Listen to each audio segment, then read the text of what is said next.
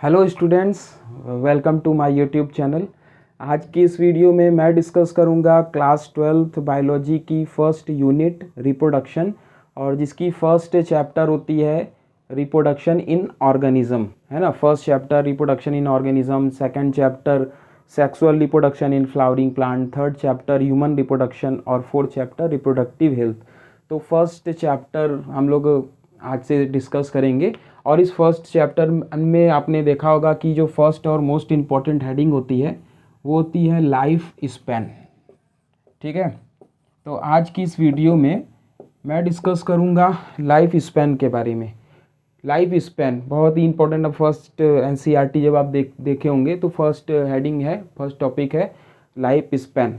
तो सबसे firstly students, what is life span, है ना। लाइफ स्पैन क्या होती है? Life span is the time period from birth to natural death. थोड़ा समझेंगे ध्यान से। लाइफ स्पैन क्या होती है कि बर्थ से लेकर के नेचुरल डेथ तक का टाइम पीरियड, है ना। Life span is the time period from birth to natural death. कोई भी लिविंग ऑर्गेनिज्म, वो प्लांट्स हो, वो एनिमल हो, वो ह्यूमन हो, एक निश्चित या एक डेफिनेट लाइफ टाइम के लिए वो इस अर्थ पर आते हैं। तो वो लाइफ, हर एक एनिमल की अपनी एक क्या होती है कि पर्टिकुलर लाइफ स्पैन होती है कि हम बर्थ करते हैं, बर्थ से ले करके इतने ईयर तक की हमारी लाइफ स्पैन होती है, तो हम उतने दिन अपने लाइफ को सर्वाइव करते हैं। तो लाइफ स्पैन क्या होगी students? Life span is the time period from birth to natural death. जन्म से लेकर के नेचुरल डेथ का मतलब प्राकृतिक मृत्यु तक। अच्छा, यहाँ पे एक बात ध्यान से समझेंगे कि यहाँ पे लिखा हुआ है नेचुरल डेथ। नेचुरल डेथ की मीनिंग होती है कि जैसे कोई भी ऑर्गेनिज्म जन्म लेता है, बर्थ से लेकर के जब तक उसकी नेचुरल डेथ ना हो। जैसे सपोज करेंगे कोई ऑर्गेनिज्म की लाइफ स्पैन 100 ईयर है, लेकिन वो एक्सीडेंटली डेथ कर जाता है 20 ईयर में, 30 ईयर में, तो उसकी एक लाइफ स्पैन नहीं होगी। लाइफ स्पैन का मतलब होता है कि कोई भी ऑर्गेनिज्म बर्थ किया है, तो बर्थ से लेकर के एक एजिंग के बाद वो डाई करता है, एक मैक्सिमम लाइफ स्पैन वो अचीव कर लेता है, तो उसकी नेचुरल डेथ हो जाती है। कोई भी ऑर्गेनिज्म इस धरती पर या इस अर्थ पर अमर नहीं है। कोई भी ऑर्गेनिज्म इस धरती पे अपने आप को लॉन्गेस्ट टाइम तक सर्वाइव नहीं कर सकता है।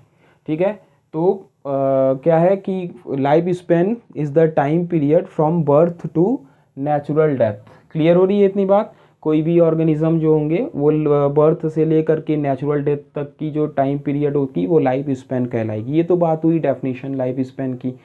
अब हम इसी में कुछ पॉइंट्स और बात करेंगे। जैसे कुछ ऑर्गेनिज्म की लाइफ स्पैन फ्यू मिनट्स भी होती है।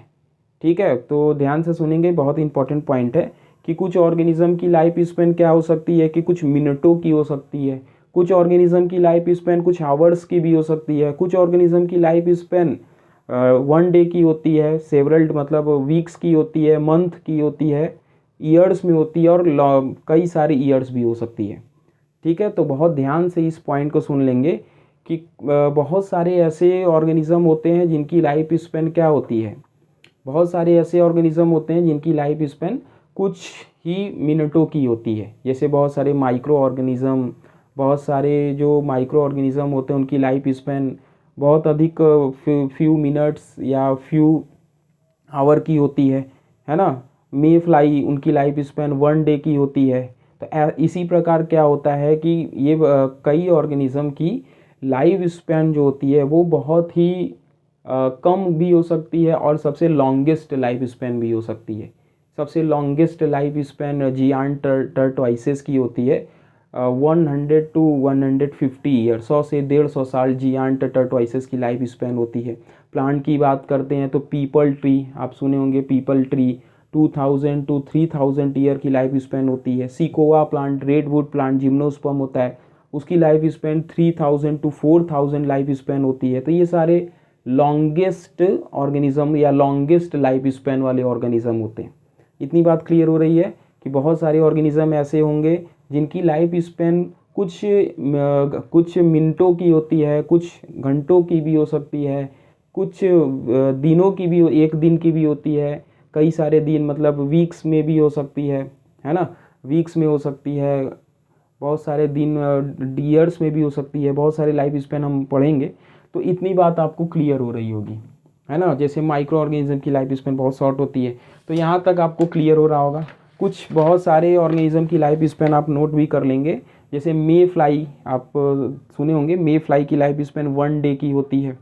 बटरफ्लाई की लाइफ स्पैन 2 to 3 वीक्स की होती है। बटरफ्लाई 2 to 3 वीक्स की लाइफ स्पैन इनकी होती है। फ्रूट फ्लाई की लाइफ स्पैन 1 मंथ की होती है। फ्रूट फ्लाई ड्रोसोफिला, जेनेटिक्स में इनका बहुत इंपॉर्टेंट रोल है। जेनेटिक्स में ड्रोसोफिला में हम पढ़ते हैं ये सारी बातों को। राइस प्लांट की लाइफ स्पैन, या राइस प्लांट जो होता है उनकी लाइफ स्पैन 4 मंथ की होती है। वीट प्लांट की लाइफ स्पैन 5 मंथ की होती है। रैट की लाइफ स्पैन, समझ रहे बात, रैट की लाइफ स्पैन 4 ईयर की होती है। रैबिट की लाइफ स्पैन 13 ईयर की होती है। क्रो की लाइफ स्पैन, कौवा जो होता है उसकी लाइफ स्पैन 15 साल की होती है, 15 ईयर। काऊ की लाइफ स्पैन 25 ईयर्स की होती है, 25 साल की होती है। गाय की लाइफ स्पैन, मंकी की लाइफ स्पैन 26। डॉग की लाइफ स्पैन 25 ईयर। कैट की life span 35 to 40 year. Horse की लाइफ स्पैन 50 ईयर। मैन की लाइफ स्पैन 100 ईयर। ठीक है, बात समझ रहे हैं आप, नोट कर लेंगे इस बात को। कई सारे ऑर्गेनिज्म की लाइफ स्पैन एग्जाम में पूछी जाती है। पैरोट की लाइफ स्पैन 140 साल की लाइफ स्पैन पैरोट की होती है। टर्टोइसेस की लाइफ स्पैन 100 to 150 ईयर की होती है। बेनियान ट्री, बरगद के पेड़ की लाइफ स्पैन 200 से 300 साल, 200 to 300 ईयर होती है। पीपल ट्री की लाइफ स्पैन 2000 to 3000 ईयर होती है। Sikoa redwood plant 3000 to 4000 life span होती है। तो आप करेंगे कि कुछ सारे ऑर्गेनिज्म की लाइफ स्पैन आप नोट कर लेंगे, जो भी आपको इम्पॉर्टेंट ऑर्गेनिज्म या इम्पॉर्टेंट एनिमल प्लांट की लगे कि इम्पॉर्टेंट है, उनकी आप लाइफ स्पैन नोट कर सकते हैं। क्वेश्चन बहुत ही ज़्यादा इनसे पूछा जाता है। तो यहाँ तक आपको बात क्लियर हो रही होगी, यहाँ तक बात आप समझ पा रहे हैं। लाइफ स्पैन की डेफिनेशन हो गई, लाइफ स्पैन कुछ सारे ऑर्गेनिज्म की हो गई, इतनी बात आप अच्छे से समझ पा रहे होंगे। तो अब हम यहाँ पे एक बहुत ही इम्पॉर्टेंट पॉइंट पर बात करेंगे, जैसे कि बहुत ही इम्पॉर्टेंट पॉइंट होगा। बहुत सारे ऑर्गेनिज्म, यहाँ पे क्वेश्चन बहुत इम्पॉर्टेंट होगा। जैसे कोई भी ऑर्गेनिज्म की जो लाइफ स्पैन है वो साइज से को रिलेट नहीं कर सकते। ठीक है, थोड़ा ध्यान से इस बात को समझिएगा कि कोई भी ऑर्गेनिज्म को हम उनके साइज के आधार पे, उनके साइज के हिसाब से हम उनके लाइफ स्पैन को रिलेट नहीं कर सकते। जैसे सपोज करिए, अगर हम यहाँ पे बात करें मैंगो ट्री, और एक एग्जांपल और हम ले लेते हैं पीपल ट्री। ठीक है, आप ध्यान से सुन रहे हैं, मैंगो ट्री और पीपल ट्री। मैंगो ट्री की लाइफ स्पैन होती है 100 to 150 ईयर। क्लियर हो रहा है, 100 से 150 साल मैंगो ट्री की लाइफ स्पैन होती है। पीपल ट्री की लाइफ स्पैन कितनी होती है, 2000 to 3000 ईयर। ठीक है, इनकी मैंगो ट्री और पीपल ट्री की जो साइज अगर हम देखें, तो मैंगो ट्री और पीपल ट्री की साइज में हमको बहुत ज़्यादा डिफरेंस नहीं दिखेगा। लगभग दोनों क्या होते हैं, एक समान होते हैं, है कि नहीं। अगर हम मैंगो ट्री को साइज की अगर हम बात करते हैं, मैंगो ट्री को अगर हम जाके देखते हैं या पीपल ट्री को हम देखते हैं, तो दोनों की साइज कैसी होगी, बहुत ज़्यादा डिफरेंस तो हमको साइज में दिखेगा नहीं। एक समान लगेगा कि एक की जैसी थोड़ी सी हो सकती है, लेकिन लगभग हम क्या मानते हैं कि लगभग दोनों की साइज सेम होती है। लेकिन अगर हम उनके लाइफ स्पैन को देखते हैं, देखिए अगर हम उनके लाइफ स्पैन, मैंगो ट्री की लाइफ स्पैन कितनी होती है 100 to 150, और वहीं पीपल ट्री की लाइफ स्पैन 2000 to 3000। इस कॉन्सेप्ट को आप क्या समझ पा रहे हैं, इस कॉन्सेप्ट से आप ये समझ पा रहे हैं कि कोई भी लाइफ स्पैन को हम उनके साइज के आधार पे रिलेट नहीं कर सकते। साइज से हम कोई भी ऑर्गेनिज्म की लाइफ स्पैन को तुलना नहीं कर सकते। क्लियर हो रही है बात, हम उनके साइज के आधार पे कोई भी ऑर्गेनिज्म की लाइफ स्पैन की तुलना नहीं कर सकते। एग्जाम्पल आप देख सकते हैं, मैंगो ट्री और पीपल ट्री लगभग साइज सेम होती है, लेकिन अगर हम इनके लाइफ स्पैन की बात करते हैं तो बहुत ज़्यादा लार्ज डिफरेंस हमको यहाँ पर दिखाई पड़ जाता है। बात क्लियर हो रही है, इतनी बात आप समझ पा रहे होंगे। नेक्स्ट एक और एग्जाम्पल से हम इस बात को और क्लियर समझ सकते हैं। एनिमल्स में आप देखे होंगे क्रो, क्रो आप देखे होंगे, कौवे को बोलते हैं। इनकी लाइफ स्पैन कितनी होती है? 15 ईयर्स। और वहीं पे अगर हम बात करते हैं पैरोट का, पैरोट का लाइफ स्पैन कितना होता है बताइए? अभी आप समझे होंगे, सुने होंगे, पैरोट की लाइफ स्पैन 140 ईयर की होती है। इस बात से भी आप ये प्रूफ कर सकते हैं कि नहीं कि कोई भी ऑर्गेनिज्म की जो लाइफ स्पैन है वो उसके साइज पे निर्भर नहीं करती। साइज से हम उनकी तुलना नहीं कर सकते। क्रो, कौवा और पैरोट, तोता, दोनों की साइज लगभग एक समान होती है। दोनों की साइज लगभग एक जैसी होगी कि नहीं? लगभग एक जैसी साइज होती है। लेकिन अगर हम उनके लाइफ स्पैन को देखते हैं, उनकी लाइफ स्पैन की बात करते हैं, तो देखिए कितना बड़ा डिफरेंस हमको दिखाई पड़ता है। साइज लगभग दोनों की सेम है, लेकिन अगर उनकी लाइफ स्पैन को देखिए, कहाँ कौवे की लाइफ स्पैन 15 साल होती है, 15 ईयर, और कहाँ पैरोट की लाइफ स्पैन 140, 140। बहुत ज़्यादा डिफरेंस है दोनों की लाइफ स्पैन में। बताइए, इतनी बात समझ में आ रही होगी आपको कि कोई भी ऑर्गेनिज्म की लाइफ स्पैन हम उनके साइज के आधार पर तुलना नहीं कर सकते। हम उनकी साइज के आधार पर उनको हम रिलेट नहीं कर सकते। दो एग्जाम्पल आप समझ लिए होंगे, ये बात आपको क्लियर हो गई होगी। ठीक है, इतनी बात आपको समझ में आ रही होगी लाइफ स्पैन से। लाइफ स्पैन में अब तक हम क्या सीखे इस वीडियो में? लाइफ स्पैन की डेफिनेशन, बहुत सारे लाइफ स्पैन, ऑर्गेनिज्म की लाइफ स्पैन, साइज की बात हुई। अब हम लाइफ स्पैन की, जो लाइफ स्पैन होती है उसकी 4, या हम यहाँ पे बात करते हैं कि लाइफ स्पैन की स्टेजेस, लाइफ स्पैन की कितनी स्टेज होती है? Stages of life span. ठीक है, लाइफ स्पैन की स्टेज, लाइफ स्पैन की 4 स्टेज होती है। ठीक है ना, ध्यान से समझेंगे बात। लाइफ स्पैन की 4 स्टेज होती है। फर्स्ट स्टेज होती है, उनको जुवेनिलिटी कहा जाता है, जुवेनिलिटी, या इन्हीं को वेजिटेटिव फेज भी बोलते हैं, वेजिटेटिव फेज भी कहा जाता है। ठीक है, ये फर्स्ट फेज होती है लाइफ स्पैन की, वेजिटेटिव या जुवेनाइल फेज। ठीक है, फर्स्ट फेज क्या होती है स्टूडेंट? वेजिटेटिव या juvenile phase. Juvenile word animal के केस में यूज़ होता है और वेजिटेटिव प्लांट के केस में यूज़ करते हैं। तो इसके बारे में आप क्या जानते होंगे कि हर एक ऑर्गेनिज्म जब वो बर्थ करता है, कोई भी ऑर्गेनिज्म बर्थ करता है, तो बर्थ से लेकर के ये फेज स्टार्ट होती है। हमारे जन्म से हम जब पैदा होते हैं, जब हम बर्थ करते हैं, तो कुछ दिनों तक बचपन या कुछ दिनों तक बच्चे या चाइल्डहुड स्टेज में होते हैं। ये फेज़ की स्टार्ट कहाँ से होती है? बर्थ से। कहाँ तक जाती है? बिफोर मैच्योरिटी या बिफोर प्यूबर्टी। आप पढ़े होंगे, हमारी बॉडी में जब बहुत सारे अपीयरेंस आते हैं प्यूबर्टी के टाइम, हम क्या होते हैं कि चाइल्डहुड से एडल्टहुड की ओर बढ़ रहे होते हैं, तो उस स्टेज को प्यूबर्टी स्टेज कहते हैं। तो उसके पहले तक की स्टेज जो होती है वो जुवेनाइल या वेजिटेटिव फेज कहलाती है। बात क्लियर हो रही होगी।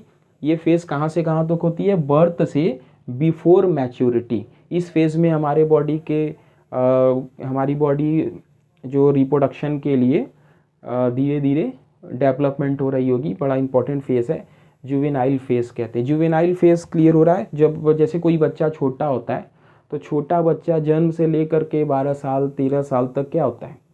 छोटा बच्चा होता है, बचपन में होता है या चाइल्डहुड स्टेज में होता है, तो वो स्टेज कहलाता है जुवेनाइल या वेजिटेटिव फेज। प्लांट में कोई भी प्लांट की बात करते हैं, तो कोई भी प्लांट जब प्लांटलेट से ग्रो करना स्टार्ट करता है तो छोटा प्लांट होता है, उसमें रूट्स बनती हैं, स्टेम्स बनती है, लीफ बनती है, लेकिन फ्लावर, फ्रूट्स, ये सब इस फेज़ की बात जब मैच्योरिटी होती है तब आती है। क्लियर हो रही होगी इतनी बात। जुवेनाइल फेज बर्थ से लेकर के हम क्या बोलेंगे? बिफोर बर्थ से लेकर के बिफोर मैच्योरिटी या बिफोर रिप्रोडक्टिव फेज। क्लियर हो रही है बात। कोई भी ऑर्गेनिज्म है वो बर्थ से लेकर के जब तक उसके बॉडी में रिप्रोडक्शन के लिए कैपेबिलिटी नहीं आ जाती है, जब वो रिप्रोडक्शन के लिए कैपेबल नहीं होता है, तब तक की जो फेज़ होती है वो फेज़ जुवेनाइल फेज़ कहलाती है। बात क्लियर हो रही होगी, आप बात समझ पा रहे होंगे। बर्थ से लेकर के बिफोर प्यूबर्टी, ठीक है। सेकंड अवस्था क्या होती है, सेकंड स्टेज क्या होती है इनकी, सेकंड स्टेज हो जाती है इनकी मैच्योरिटी, है ना, ध्यान से सुन लेंगे। मैच्योरिटी, मैच्योरिटी का मतलब क्या होता है, मैच्योर हो जाना। इस फेज़ में जो हमारी बॉडी होती है या जो भी ऑर्गेनिज्म की बॉडी होती है वो रिप्रोडक्शन के लिए क्या हो सकती है, रिप्रोडक्शन के लिए कैपेबल हो जाती है, रिप्रोड्यूस करने की क्षमता आ जाती है। रिप्रोडक्शन की क्षमता इस फेज़ में शुरुआत हो जाती है, बिगनिंग होती है। समझ पा रहे होंगे, बहुत इजी बात हो रही है। जो मैच्योरिटी फेज़ होती है इसको रिप्रोडक्टिव फेज़ भी कहते हैं, क्योंकि इस फेज़ में जो ऑर्गेनिज्म होते हैं, जैसे अभी हम बात किए ना वेजिटेबिलिटी फेज़, जन्म से लेकर के बिफोर प्यूबर्टी। अब यहाँ पे क्या होगी कि जो मैच्योरिटी फेज़ होगी वो प्यूबर्टी से स्टार्ट होती है। इस एज में हमारे बॉडी के अंदर रिप्रोडक्शन के लिए कैपेबिलिटी आ जाती है, बिगनिंग शुरुआत होने लगती है। प्यूबर्टी एज से ये फेज़ स्टार्ट होता है और एक लॉन्ग टाइम के लिए, जब तक हमारे बॉडी में रिप्रोडक्शनल कैपेसिटी होती है तब तक हम क्या करते हैं, मैच्योर होते हैं, रिप्रोडक्शन कर सकते हैं। इस फेज़ में रिप्रोडक्शनली हमारी बॉडी कैपेबल हो जाती है कि हम यहाँ से रिप्रोड्यूस कर सकते हैं और अपने जनरेशन को आगे बढ़ा सकते हैं।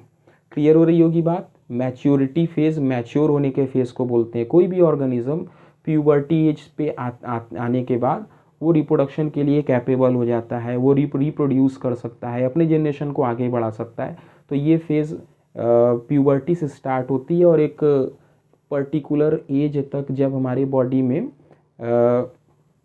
रिप्रोडक्शन के लिए क्षमता होती है, एक हम टर्म अगर यूज़ करें तो मेनोपॉज तक, मेनोपॉज समझते होंगे आप कि ये टाइम पीरियड तक हम रिप्रोडक्शन कर सकते हैं ह्यूमन में अगर हम बात करते हैं तो ये फेज़ क्या होती है कि मैच्योरिटी फेज़ होती है, जिसमें हमारी बॉडी रिप्रोडक्शन के लिए कैपेबल हो जाती है। क्लियर है बात।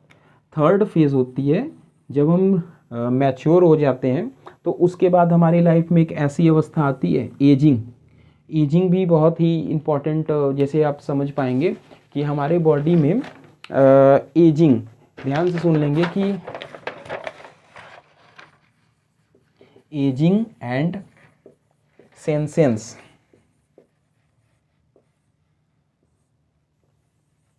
एजिंग एंड सेंसेंस फेज हमारे बॉडी में आती है, ठीक है। थर्ड स्टेज क्या होती है, जैसे हम पैदा हुए, जन्म लिए, जन्म से लेकर के कुछ दिन तक बच्चे थे, बच्चे के बाद कि यहाँ पे क्या हुआ कि हम थोड़े बड़े हुए, रिप्रोडक्शन के लिए कैपेबल होते हैं। अब हमारे बॉडी में धीरे धीरे एजिंग आना स्टार्ट हो जाती है। एजिंग का मतलब समझ रहे होंगे, उम्र का बढ़ना। एजिंग जानते होंगे आप, हम धीरे धीरे होता है कि नहीं, हम पहले बच्चे थे, पैदा हुए थे, पैदा होने के बाद कुछ दिन तक हम बच्चे थे, उसके बाद मैच्योर होते हैं। मैच्योर होने के बाद हमारे बॉडी में धीरे धीरे क्या करके एजिंग आती है। एजिंग का मतलब होता है कि हमारे बॉडी के जो सिस्टम होते हैं वो धीरे धीरे वीक होने लगते हैं, धीरे धीरे स्लो होने लगते हैं, हमारी बॉडी धीरे धीरे डिटोरियोरेट करने लगती है धीरे धीरे। तो हमारे बॉडी में क्या होती है, एजिंग आने लगती है। एजिंग से क्या होता है कि हमारी बॉडी की बहुत सारी फंक्शनिंग वीक होने लगती है, इम्यूनिटी वीक हो जाती है, ग्रोथ एंड डेवलपमेंट की जो प्रोसेस है वो वीक होती है, सेल डिवीजन वीक होने लगती है। तो बहुत सारे हमारे बॉडी में सिस्टम होते हैं वो काम करना धीरे धीरे स्लो करने लगते हैं, वीक होने लगती है। तो हम कहते हैं कि वो एजिंग स्टेज है। एजिंग के बाद जो नेक्स्ट स्टेज हम देखते हैं एजिंग सेंसेंस फेज होती है, जिसमें हमारी बॉडी एजिंग के बाद धीरे धीरे धीरे धीरे सेंसेंस की ओर बढ़ती है। सेंसेंस के बाद जो नेक्स्ट स्टेज हमारी होती है लाइफ स्पैन की, वो होती है डेथ, है ना। डेथ, डेथ बोलते हैं मृत्यु को। अब हमारी बॉडी इस फेज में आते ही क्या हो जाती है, हमारे बॉडी की सारी एक्टिविटी एकदम क्या हो जाती है, स्टॉप हो जाती है, एकदम ख़त्म हो जाती है, डेथ हो जाती है हमारी ऑर्गेनिज्म की। तो कोई भी ऑर्गेनिज्म आया है तो उसकी डेथ तो होनी ही है। बर्थ से लेकर के डेथ तक ये चारों स्टेज हमारी ज़िंदगी या हमारे लाइफ की 4 स्टेज होती है। बर्थ से लेकर के मैच्योरिटी, फिर एजिंग आना, फिर डेथ कर जाना। तो ये हमारे बॉडी की, या हम कह सकते हैं कि हमारे लाइफ स्पैन की 4 स्टेजेस होती हैं। 4 स्टेज हमारे बॉडी की, हमारे लाइफ स्पैन की 4 स्टेजेस होती हैं। ये पॉइंट आप अच्छे से अगर समझे होंगे तो ये आपको कॉन्सेप्ट क्लियर हो रहा होगा, ठीक है। यहाँ तक बात क्लियर हो रही होगी। बड़ा ही इंपॉर्टेंट क्वेश्चन होता है इनसे। कोई भी स्टेज की जो चेंजेस होती है वो इन्वायरमेंटल फैक्टर और जेनेटिकल फैक्टर पे डिपेंड करती है। तो ये सारी फेजेस आप एक बार अच्छे से कॉन्सेप्ट के साथ सीखेंगे, इनको लर्न करेंगे। तो स्टूडेंट्स, ये तो बात हुई लाइफ स्पैन और उनके फेजेस की। अब बहुत ज़्यादा इम्पॉर्टेंट यहाँ पे एक और बात होगी, कोई भी ऑर्गेनिज्म इस धरती पे आया है तो उसकी डेथ एक यूनिवर्सल ट्रूथ होती है। कोई भी ऑर्गेनिज्म इस धरती पे जन्म लिया है तो उसकी मृत्यु भी होगी, इतनी बात क्लियर होगी। अब इस जन्म से लेकर के मृत्यु तक की जो टाइम पीरियड होती है वही लाइफ स्पैन होती है। अब आप इतना समझ पा रहे होंगे, हर एक ऑर्गेनिज्म की अपनी एक डेफिनेट लाइफ स्पैन होती है, हर एक जीवन अवधि होती है कि हर एक ऑर्गेनिज्म इस समय अंतराल में अपने आप को सरवाइव करता है। लेकिन यहाँ पे एक बहुत ही ज़्यादा इम्पॉर्टेंट पॉइंट पढ़ने को मिलेगा कि लाइफ स्पैन की एक्सेप्शन होती है। एक्सेप्शन का मतलब जो सम यूनिसेलुलर ऑर्गेनिज्म जो होते हैं, यूनिसेलुलर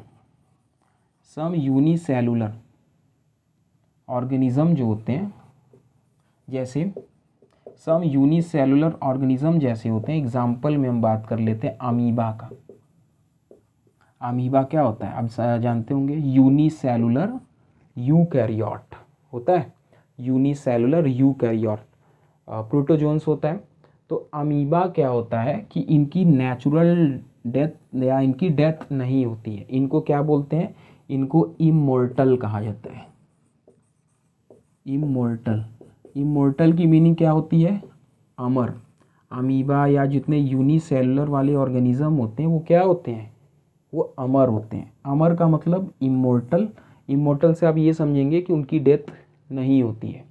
बहुत ही ज़्यादा इंपॉर्टेंट पॉइंट है, इसको भी डिस्कस करेंगे कि why unicellular organism is called immortal. क्यों यूनिसेलुलर ऑर्गेनिज्म को अमर कहा जाता है, इमोर्टल कहा जाता है। क्लियर हो रही है ये बात। जितने यूनिसेलुलर ऑर्गेनिज्म होते हैं जैसे कि अमीबा, वो क्या होते हैं, इमोर्टल। इमोर्टल का मतलब अमर, जो कि जिनकी डेथ नहीं हो सकती है, अमर होते हैं। क्या रीज़न है वो हम रीज़न भी समझते हैं। जितने यूनिसेलुलर ऑर्गेनिज्म होते हैं वो क्या कर सकते हैं, वो बाइनरी फिजन कर सकते हैं। ठीक है, वो क्या कर सकते हैं, वो बाइनरी फिजन करने वाले जो ऑर्गेनिज्म होंगे, बाइनरी फिजन करने वाले जो ऑर्गेनिज्म होंगे,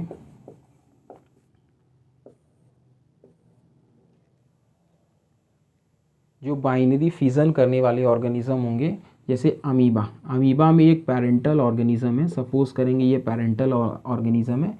ये अमीबा क्या करता है कि धीरे धीरे इनकी न्यूक्लियस माइटोटिकली डिवाइड करके